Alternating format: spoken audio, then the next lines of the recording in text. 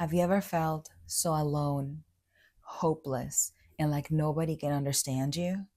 And imagine feeling like that every single day. That is what many people who struggle with suicidal thoughts face. Every 40 seconds, somebody dies by suicide around the world. But what if we could stop that? Suicide doesn't just affect the families left behind with deep pain and unanswered questions, it affects our community and our society as a whole. Suicide doesn't have just one cause, it is a mix of stress, depression, trauma, and feeling like a burden. And all of this mixed with shame, with guilt, and with feeling hopeless.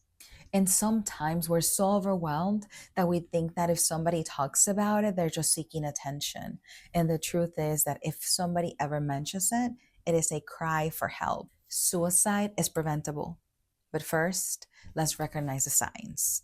They can be either verbal signs, emotional struggles, or behavioral clues. For verbal clues, that can look like saying, I can't do this anymore.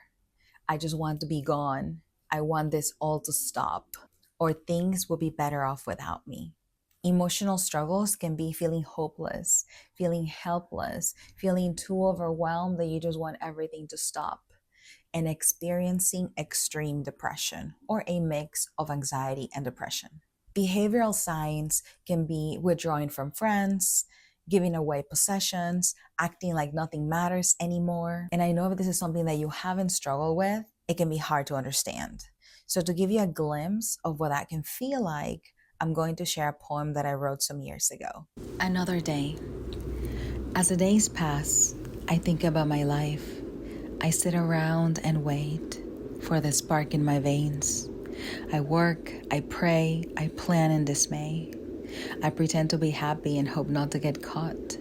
Filled with doubt and emptiness, more things were bought.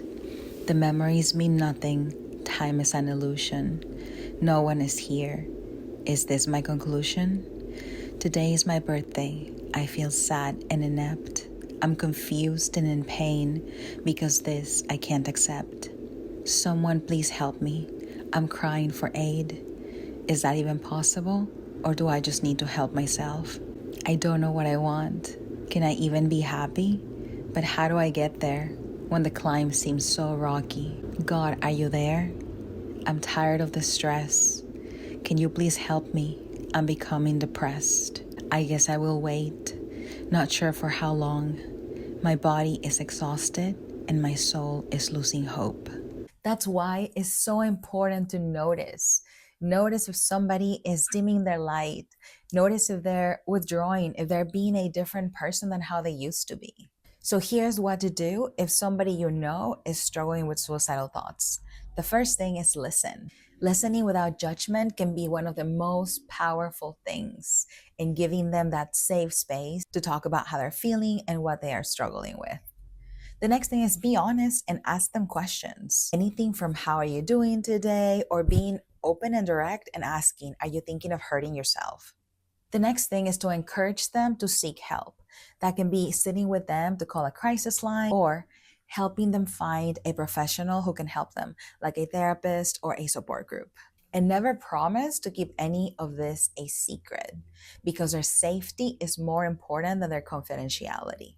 Calling 988, which is our national suicide and crisis lifeline. Also, you can go to your nearest emergency room.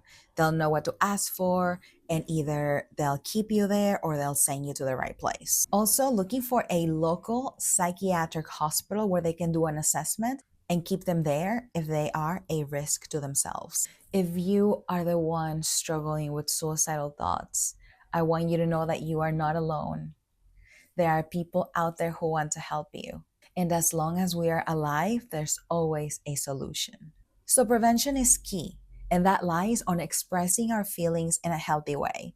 What that means is identifying how you feel and allowing yourself to experience that feeling. We're human and we're going to experience all of the feelings that exist at some point in our life. Sadness, depression, happiness, joy, enthusiasm, anger. So allow yourself to feel the feeling and then express it in a healthy way. And what I mean by that is in a way that doesn't hurt you or anybody else. That can be crying, that can be screaming when you're alone, that can be punching a pillow, going for a run. Feelings inside of us cause pain. That's why it's so important to release it and express it in a healthy way. You are worthy and deserving of help. Your life is precious and you are here for a reason. So I invite you to gain knowledge about this topic because education and awareness can save lives. Let's be the person who notices, who asks, and who reaches out because one conversation, one moment of connection could save a life.